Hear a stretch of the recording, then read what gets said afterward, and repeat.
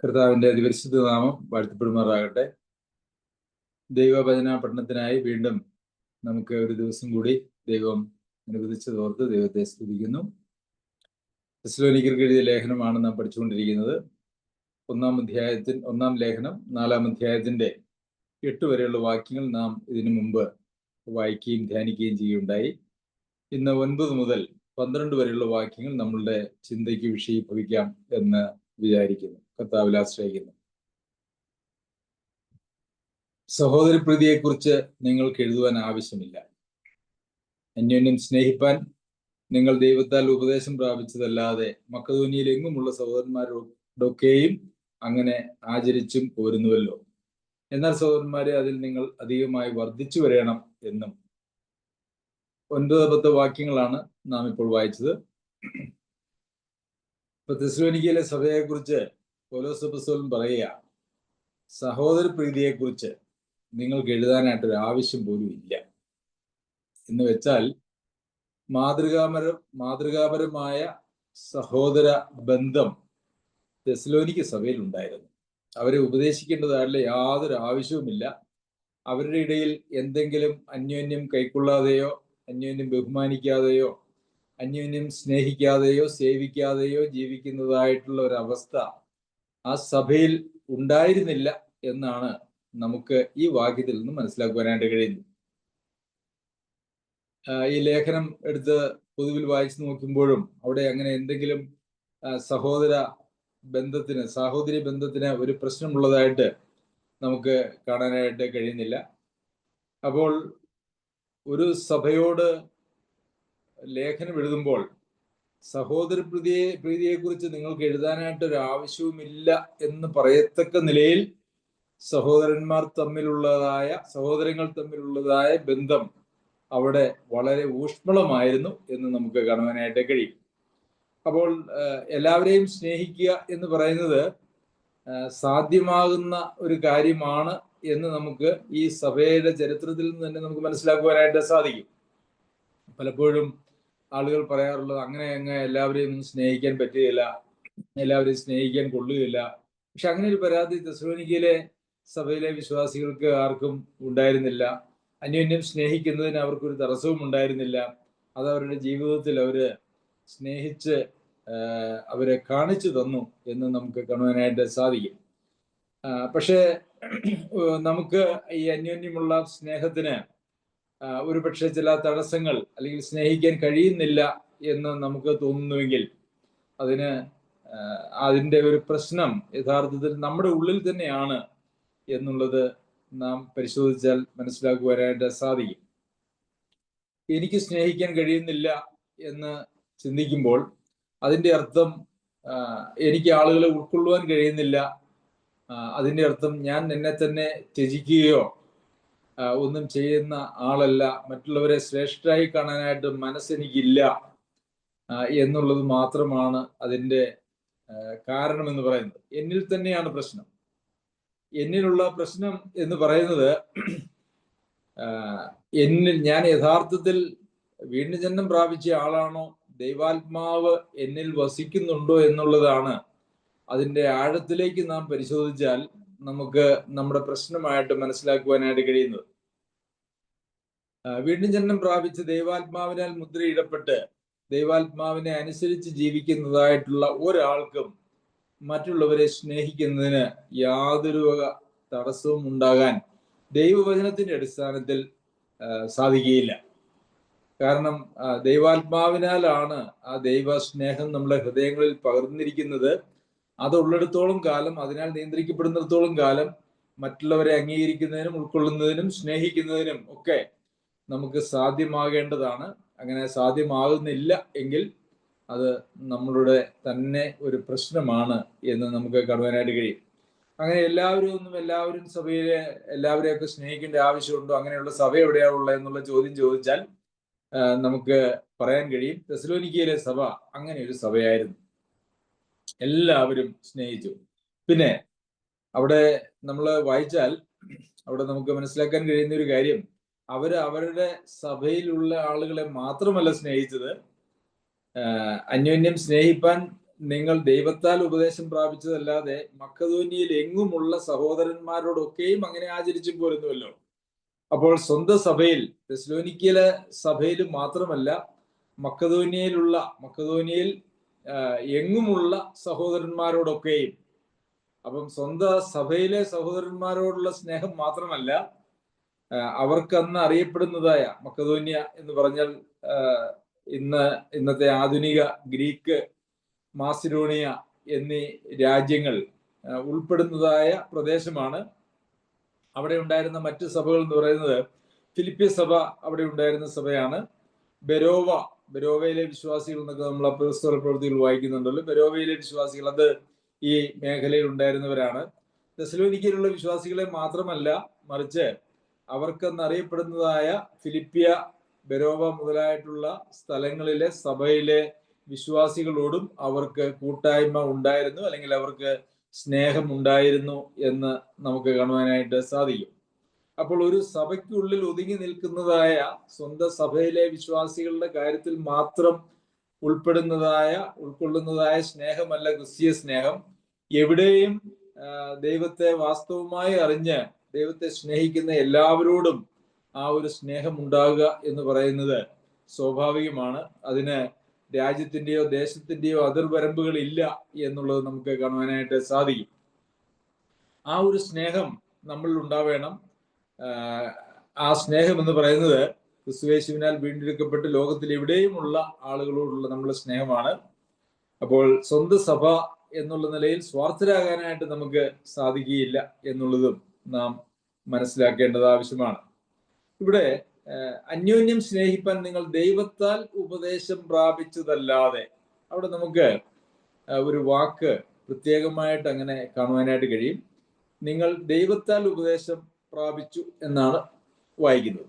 അവരെ ഉപദേശിച്ചത് ആരാണ്? യഥാർത്ഥത്തിൽ ഞങ്ങളുടെ വചനം സാക്ഷാൽ ദൈവവചനമായി നിങ്ങൾ കൈക്കൊണ്ടു എന്ന് നമ്മൾ ഈ ലേഖനത്തിൽ നമ്മൾ ആദ്യ ഭാഗത്ത് പഠിക്കുകയുണ്ടായി.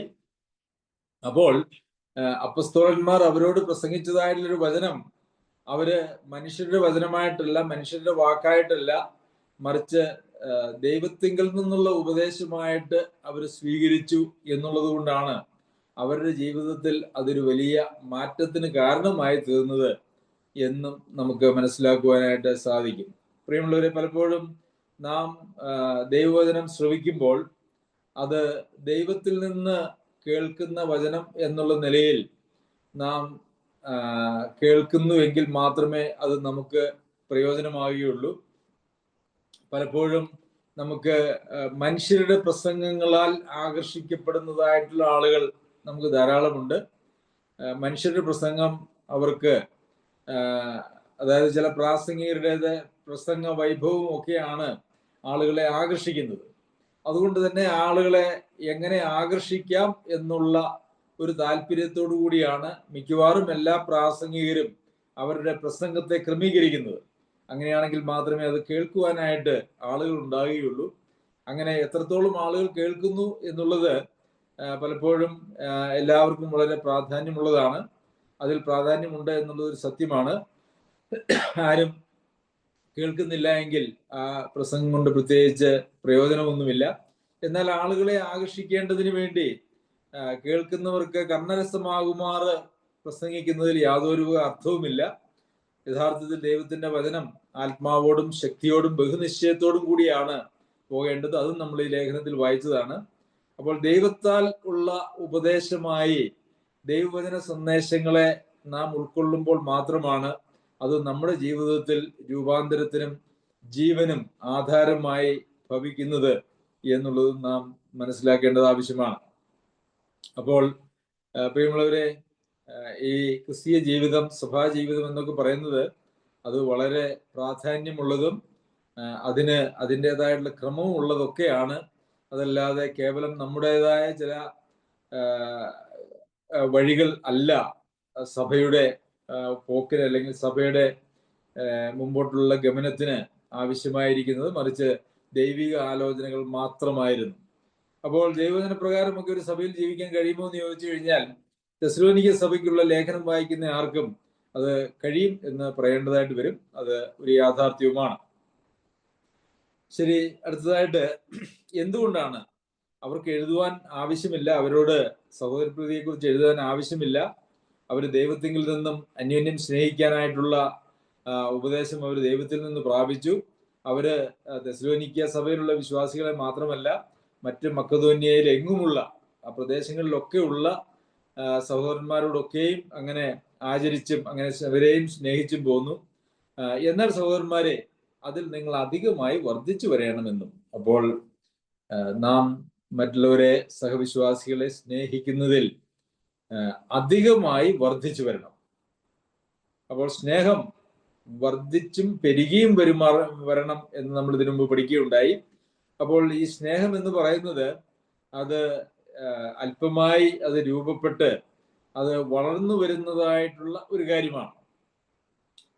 അപ്പോൾ സ്നേഹം നമ്മളിൽ വളർന്നു വരുന്നില്ല, സ്നേഹം നമ്മളിൽ അങ്ങനെ തന്നെ നിൽക്കുകയാണ്, അല്ല എങ്കിൽ സ്നേഹം കുറഞ്ഞു പോകുന്നു എന്ന് വന്നാൽ അത് നമ്മുടെ ജീവിതത്തിൽ ഒരു ആത്മീക പ്രശ്നമാണ് എന്ന് നാം മനസ്സിലാക്കേണ്ടതുണ്ട്. അപ്പോൾ നമ്മുടെ ജീവിതത്തിൽ എന്തെങ്കിലും ആത്മീയമായ പ്രശ്നങ്ങളുണ്ടോ എന്നറിയേണ്ടതിന് വേണ്ടി നമുക്ക് വേണമെങ്കിൽ നമ്മെ തന്നെ പരിശോധിക്കുവാനായിട്ടുള്ള ഒരു വഴിയാണ്, ഒരു ടെസ്റ്റാണ് മറ്റുള്ളവരോടുള്ള നമ്മളുടെ സ്നേഹം ക്രമമായി വർദ്ധിച്ചു വരുന്നുണ്ടോ എന്ന് പരിശോധിക്കുന്നത്. അങ്ങനെ ദൈവജനത്തെ കൂടുതൽ കൂടുതൽ സ്നേഹിക്കുവാനും അവരെ കൂടുതൽ കൂടുതൽ കരുതുവാനും അവർക്ക് വേണ്ടി ത്യാഗപരമായി ജീവിക്കുവാനും ഒക്കെ നമുക്ക് ഓരോ കാലങ്ങൾ കഴിയും തോറും നമ്മളെ കൊണ്ട് സാധിക്കുന്നുണ്ടെങ്കിൽ നമ്മളുടെ ആത്മീയ ജീവിതം, അല്ലെങ്കിൽ ദൈവത്തോടൊത്തുള്ള ക്രിസ്തുവിനോട് ചേർന്നുള്ള നമ്മളുടെ ജീവിതം അതിൻ്റെ ട്രാക്കിലാണ് എന്ന് നമുക്ക് കാണുവാനായിട്ട് കഴിയും.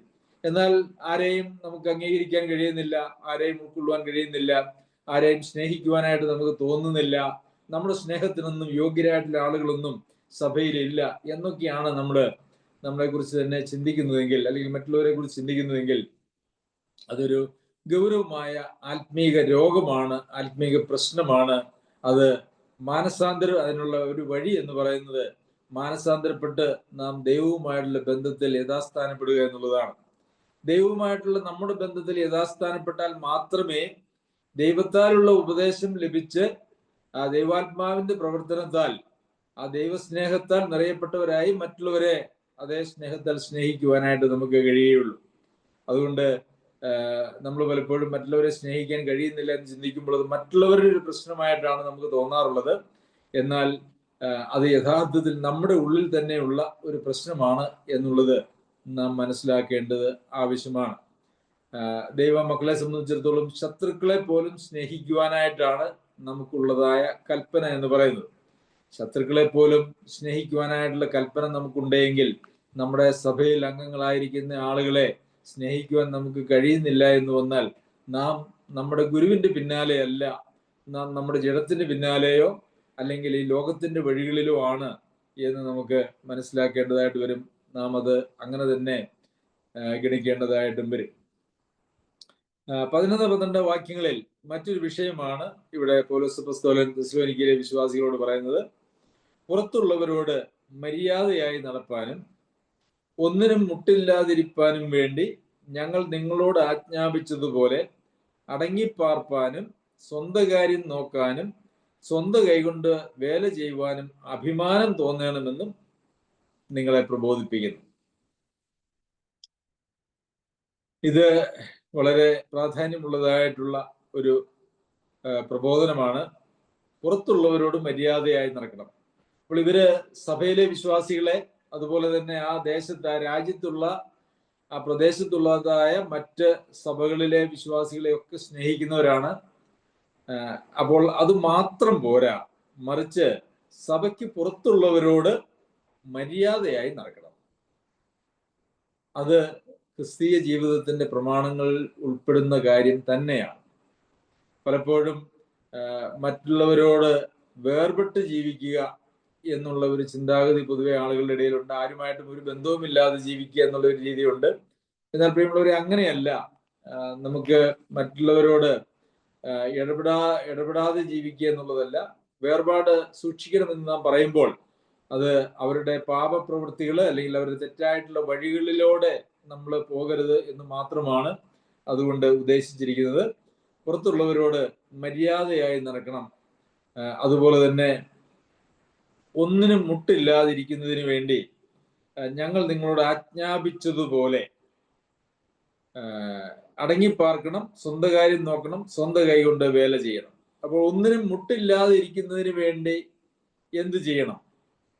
3 കാര്യങ്ങളാണ് ഇവിടെ പൗലോസ് അപ്പോസ്തലൻ പറയുന്നത്. ഒന്നിനും മുട്ടില്ലാതിരിക്കുന്നതിന് വേണ്ടി, അതായത് സാമ്പത്തികമായിട്ടുള്ള ഒരു പ്രശ്നം അല്ലെങ്കിൽ ഒരു കഷ്ടപ്പാട് നിങ്ങളുടെ ജീവിതത്തിൽ വരാതിരിക്കുന്നതിന് വേണ്ടി നിങ്ങൾ എന്ത് ചെയ്യണം എന്ന് ചോദിച്ചാൽ, അത് ഞങ്ങൾ നിങ്ങളോട് ആജ്ഞാപിച്ചതുപോലെ, അത് ചെറിയൊരു കാര്യം, ഒരു പ്രബോധനം എന്നുള്ള നിലയിലല്ല, മറിച്ച് അതൊരു വലിയ കൽപ്പനയായിട്ട് അവിടുത്തെ വിശ്വാസികൾക്ക് പൗലോസ് അപ്പോസ്തലൻ കൊടുത്തിരിക്കുന്നതായിട്ടുള്ള കാര്യമാണ്. എന്താണ്? അടങ്ങിപ്പാർക്കണം, സ്വന്തം കാര്യം നോക്കണം, സ്വന്തം കൈ കൊണ്ട് വേല ചെയ്യണം.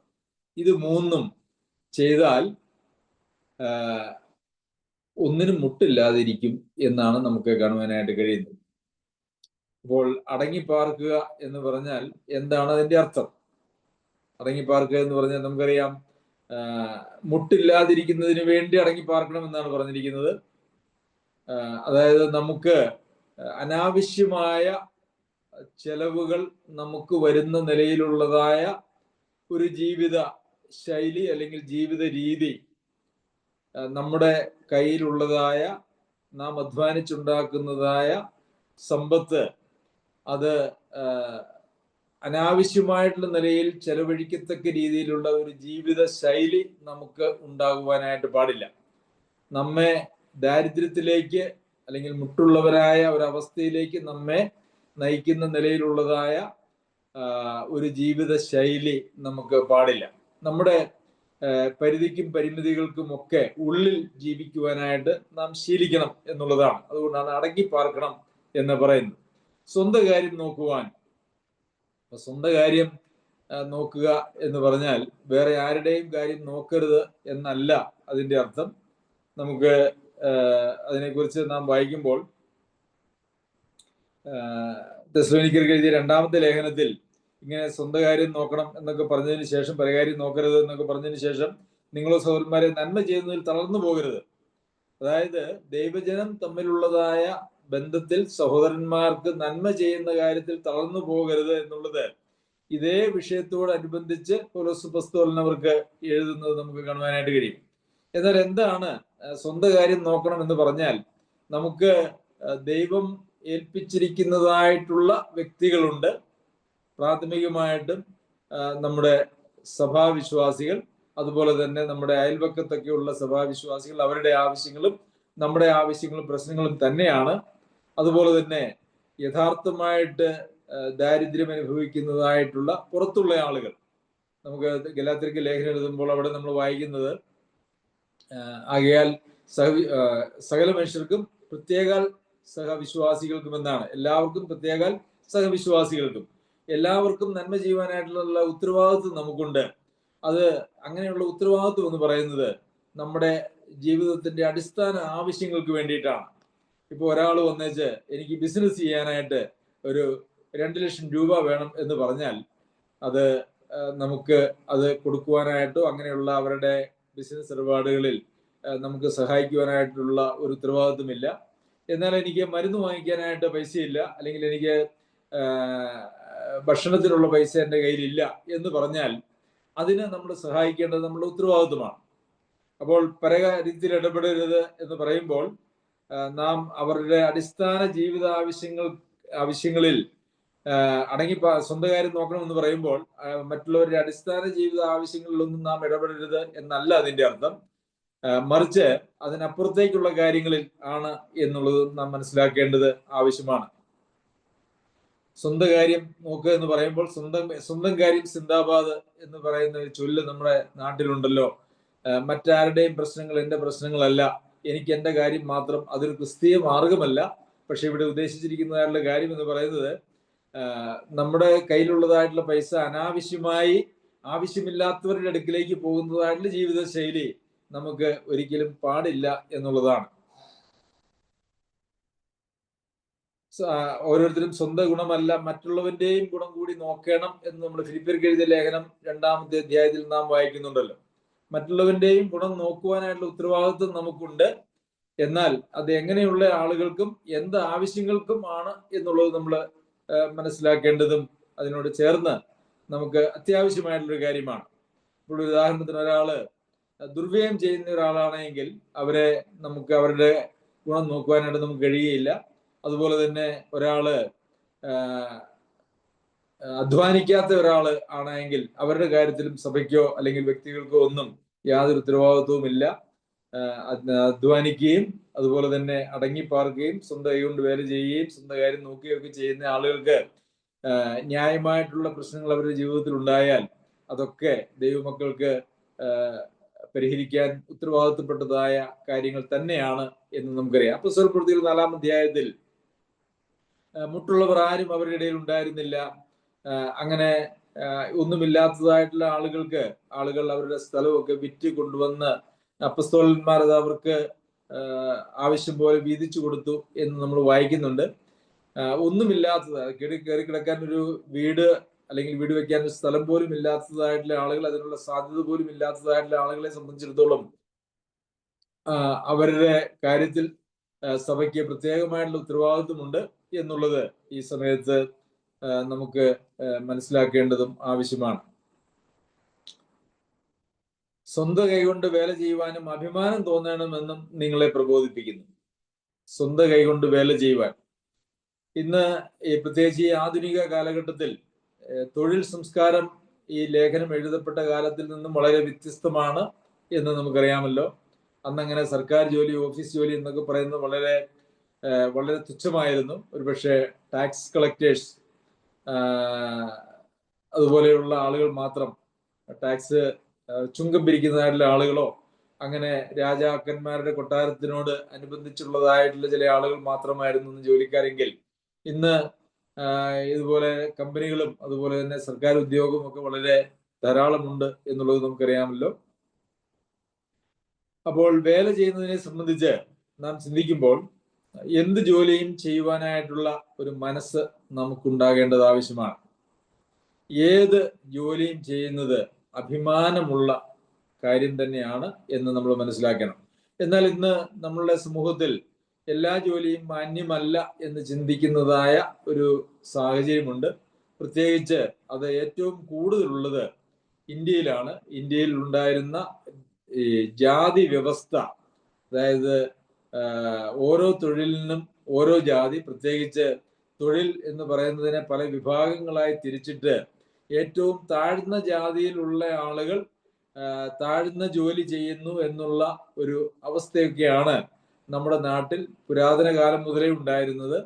അതേ അവസ്ഥ ഇന്ന് യഥാർത്ഥത്തിൽ ആ പശ്ചാത്തലത്തിൽ നിന്നൊക്കെ രക്ഷിക്കപ്പെട്ടു വരുന്നതായിട്ടുള്ള വിശ്വാസികളിലും അങ്ങനെയൊക്കെ ഉണ്ട്.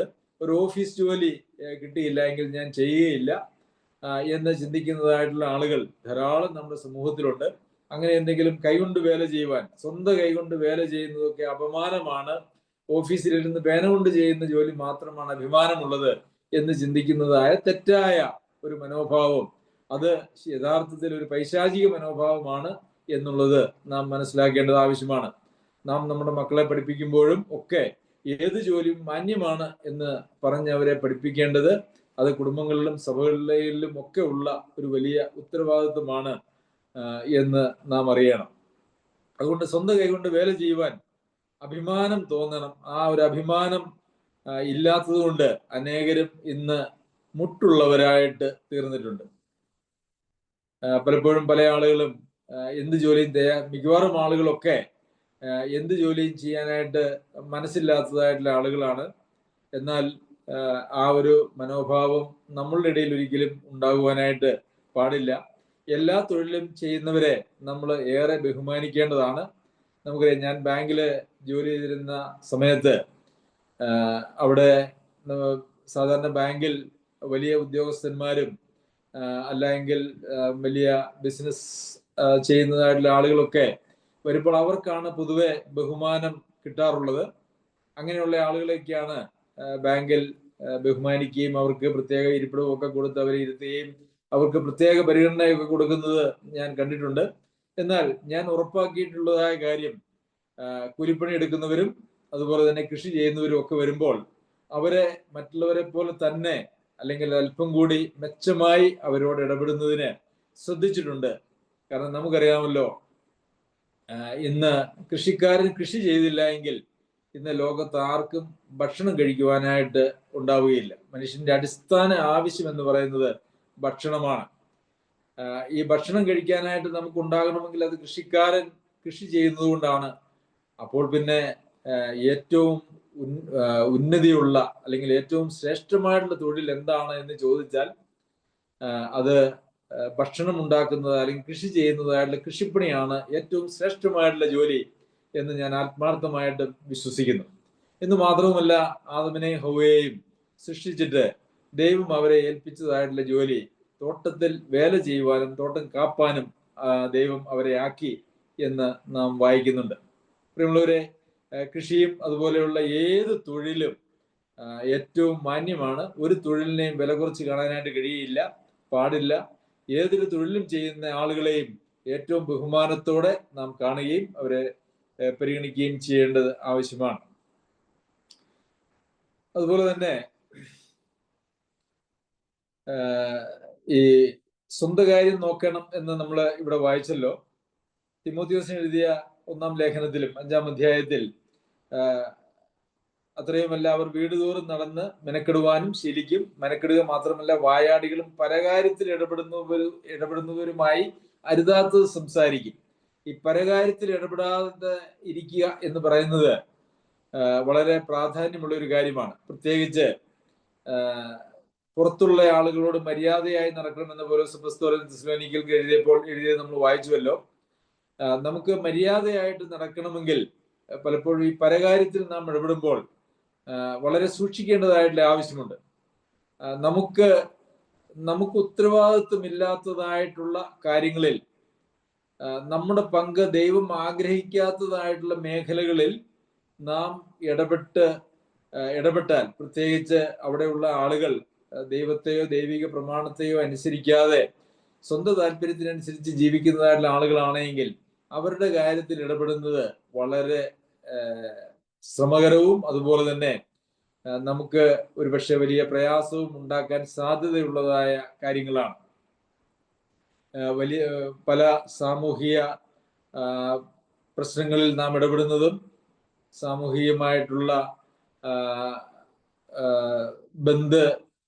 സമരം മുതലായിട്ടുള്ള കാര്യങ്ങൾ, രാഷ്ട്രീയ പ്രവർത്തനം, അതുപോലെ തന്നെ സംഘടനകൾ, ക്ലബ്ബുകൾ, ഇങ്ങനെയുള്ള കാര്യങ്ങളിലൊക്കെ നാം ഇടപെടുമ്പോൾ ആ ക്ലബ്ബുകളുടെയും സംഘടനകളുടെയും ഒക്കെ ബൈലോയോ അല്ലെങ്കിൽ നിയമാവലി വായിച്ചാൽ ആ നിയമാവലിയിൽ അവരുടെ തീരുമാനങ്ങൾക്ക് വിധേയപ്പെട്ട് പ്രവർത്തിക്കുവാനായിട്ടുള്ള ഉത്തരവാദിത്വം അതിൽ ഉള്ള അംഗങ്ങൾക്ക് ഉണ്ട് എന്നുള്ളത് നമുക്കറിയാമല്ലോ. എന്നാൽ അവരുടെ ആ നിയമത്തിനനുസരിച്ച് നമുക്കൊരിക്കലും പ്രവർത്തിക്കുവാനായിട്ട് കഴിയുന്നതല്ല. അതുകൊണ്ട് ഈ പരകാര്യം നോക്കാതെ സ്വന്തം കാര്യം നോക്കണം. നമുക്ക് നമ്മുടെ കാര്യവും നമ്മുടെ സഹോദരി സഹോദരന്മാരുടെ കാര്യവും കുടുംബകാര്യവും ഒക്കെ നോക്കാൻ തന്നെ ധാരാളം നമുക്കുണ്ട്. അത് നാം പരകാര്യത്തിൽ ഇടപെടാനായിട്ട് പോയാൽ നമ്മുടെ സ്വന്തം കാര്യം നോക്കുവാനായിട്ട് നമുക്ക് സാധിക്കാതെ വരും. എന്ന് മാത്രവുമല്ല, നമുക്ക് ദൈവമക്കൾ എന്നുള്ള ഒരു നിലവാരത്തിലും നമുക്ക് ജീവിക്കുന്നതിന് വലിയ പ്രയാസവും വരും എന്ന് നമുക്കറിയാമല്ലോ. അതുപോലെ തന്നെ തെസ്സലോനിക്കർക്ക് എഴുതിയ 2-ാം ലേഖനത്തിലും നിങ്ങളിൽ ചിലർ ഒട്ടും വേല ചെയ്യാതെ പരകാര്യം നോക്കി ക്രമം കെട്ട് നടക്കുന്നു എന്ന് കേൾക്കുന്നു. അപ്പോൾ വേല ചെയ്യാതെയും പരകാര്യം നോക്കിയും നടക്കുന്ന ആ നടപ്പിനെ കുറിച്ച് പറയുന്നത് ക്രമം കെട്ട് നടക്കുക എന്നുള്ളതാണ്. അതായത് ക്രമത്തിൽ ജീവിക്കുക എന്ന് പറഞ്ഞാൽ അതിന്റെ അർത്ഥം പരകാര്യത്തിൽ ഇടപെടാതെ ഇരിക്കുകയും അതുപോലെ തന്നെ വേല ചെയ്ത് ജീവിക്കുകയും ചെയ്യുക എന്നുള്ളതാണ്. അതുപോലെ തന്നെ പത്രോസിന്റെ ലേഖനത്തിൽ നമ്മളിങ്ങനെ വായിക്കുന്നുണ്ട്, നിങ്ങൾ ആരും കൊലപാതകനോ കള്ളനോ ദുഷ്പ്രവൃത്തിക്കാരനോ ആയിട്ടല്ല കഷ്ടം സഹിക്കേണ്ടത്, പരകാര്യത്തിൽ ഇടപെടുന്നവനായിട്ടുമല്ല. 4-ാം അധ്യായം 1-ാം ലേഖനം 4-ാം അധ്യായത്തിന്റെ 15-ാമത്തെ വാക്യം. അപ്പോൾ പരകാര്യത്തിൽ ഇടപെട്ടാൽ കഷ്ടമുണ്ടാകും എന്ന് നമ്മളോട് വായിക്കുന്നു. നിങ്ങൾ ആരും കൊലപാതകനോ കള്ളനോ ദുഷ്പ്രവൃത്തിക്കാരനോ ആയിട്ടല്ല കഷ്ടം സഹിക്കേണ്ടത്, പരകാര്യത്തിൽ ഇടപെടുന്നവനുമായിട്ടല്ല. അതായത് പരകാര്യത്തിൽ ഇടപെടുവാനായിട്ട് നാം പോയാൽ നമുക്ക് പല കഷ്ടങ്ങളും സഹിക്കേണ്ടി വരും. അതുകൊണ്ട് പരകാര്യത്തിൽ ഒരിക്കലും ഇടപെടാനായിട്ട് നമ്മൾ നിൽക്കരുത്. അവരുടെ പ്രശ്നങ്ങൾ തീർക്കാൻ അവരുടെ പ്രമാണങ്ങൾ ഒരിക്കലും നമ്മുടെ പ്രമാണങ്ങളല്ല എന്നുള്ളത് കൊണ്ട് നമുക്ക് പരകാര്യത്തിൽ ഇടപെട്ട് ദൈവജന പ്രകാരം കാര്യങ്ങൾ തീർക്കുവാനായിട്ട് കഴിയില്ല. അത് നമുക്ക് കഷ്ടം വിളിച്ചു വരുത്താനായിട്ടുള്ള സാധ്യതയുണ്ട്. പ്രിയമുള്ളവരെ, നാം ശ്രദ്ധിക്കേണ്ടതായിട്ടുള്ള അനേക കാര്യങ്ങൾ നമുക്ക് ദൈവജനത്തിൽ നമുക്ക് കാണുവാനായിട്ട് കഴിയും.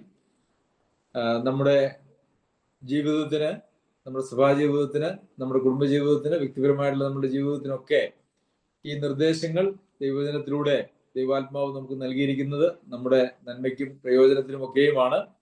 അത് അനുസരിച്ച് നാം ജീവിക്കുമ്പോൾ ദൈവത്തിന് പ്രസാദകരമായ ഒരു ജീവിതം നമുക്ക് ജീവിക്കുവാനായിട്ട് കഴിയും.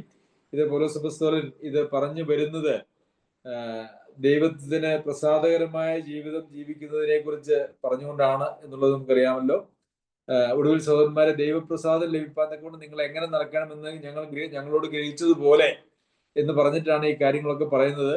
അതുകൊണ്ട് ഇത് ദൈവപ്രസാദം ലഭിക്കുന്നതിന് വേണ്ടിയുള്ള ഒരു നടപ്പ്, ഈ വിധമുള്ള ഒരു നടപ്പാണ് എന്നുള്ളത് നമുക്ക് മനസ്സിലാക്കണം. സംശക്തനായ ദൈവം നമ്മെ എല്ലാവരെയും ഈ മേഖലകളിലൊക്കെ സഹായിക്കട്ടെ. അവന്റെ അതിപരിശുദ്ധ നാമം വാഴ്ത്തപ്പെടുമാറാകട്ടെ.